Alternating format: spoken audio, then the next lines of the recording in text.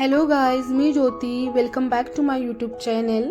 तर आता ना जून महिना स्टार्ट झालेला आहे, म्हणजेच आता पावसाला सुरुवात होईल. त्यामुळेच ना मी माझी बाल्कनी थोडी अपग्रेड करून घेत आहे. मला ना माझ्या बाल्कनीमध्ये असे छोटे छोटेसे प्लांट्स लावायचे आहेत आणि त्याला ग्रो करायचं आहे.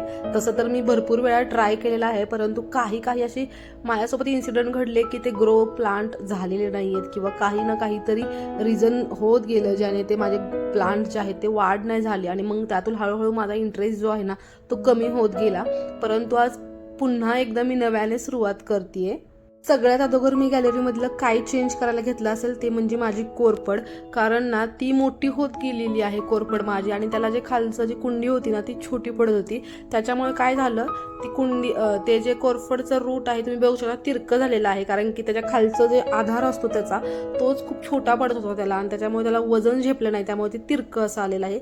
सो पहिलं मी त्याला ट्रान्सफर करून घेतलं. नंतर मी हळूहळू बाकीच्या कुंड्या सुद्धा ज्या पहिल्या होत्या त्या काढायला लागली. त्यातली माती पूर्ण काढून घेतली, त्यातलं जे वाळलेली रोपं होती तीही काढून घेतली. आणि त्याच्यामध्ये ना मी नर्सरीमधूनच तिथल्या लोकांना विचारून ना हे कंपोस्ट आणलं होतं, तेच मिक्स करून त्यांनी सांगितलं की हे घाला मिक्स करून, कारण की नुसतं पाणी घालून सुद्धा उपयोग नसतो बरं का. मी अगोदर नुसतं पाणीच घालायची आणि त्याने काय झालं, 1 महिना चांगलं टिकले. परंतु काही दिवसानंतर ना त्यांना त्यांचं जे मॉइश्चर असतं ते कमी व्हायला लागलं मला वाटतं, आणि त्याने ना ते मरून गेले, म्हणजे सुकले माझे झाड सगळे.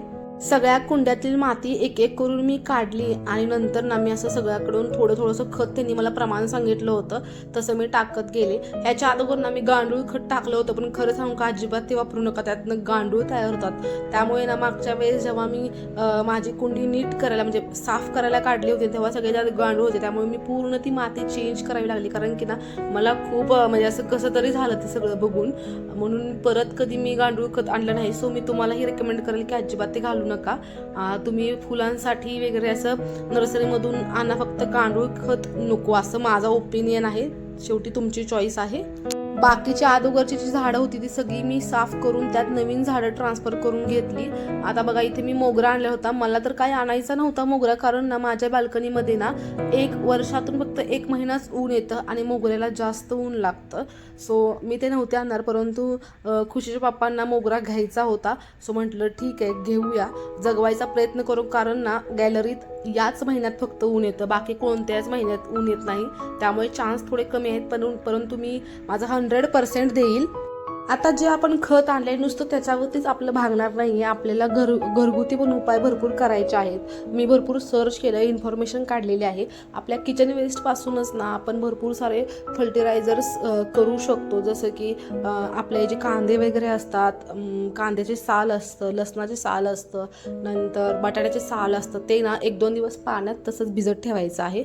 आणि नंतर ते पाणी जे आहे ना त्यातलं वरचं जे साल सगळे आहेत ते रिमूव्ह करायचे आहेत. नंतर त्या पाण्यामध्ये 1 लिटर पाणी अजून ॲड करायचं आणि सगळ्या झाडांना ते पाणी घालून घ्यायचं आहे. त्याने सुद्धा त्यांना ना असं पोटॅशियम भेटतं.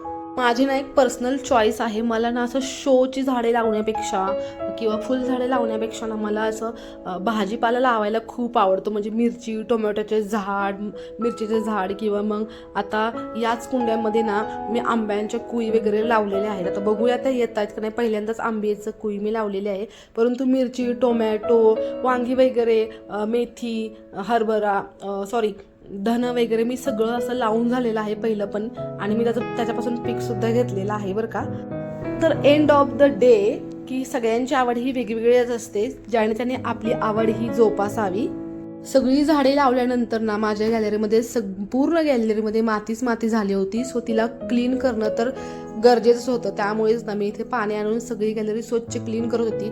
आणि खुशीला तर पाण्यामध्ये खेळायला चान्सच पाहिजे. जवळजवळ हे एवढं सगळं करायला ना मला 2-2.5 तास लागले होते. आणि व्हिडिओ आवडला असेल तर ना नक्की चॅनलला सबस्क्राईब आणि लाईक करायला विसरू नका.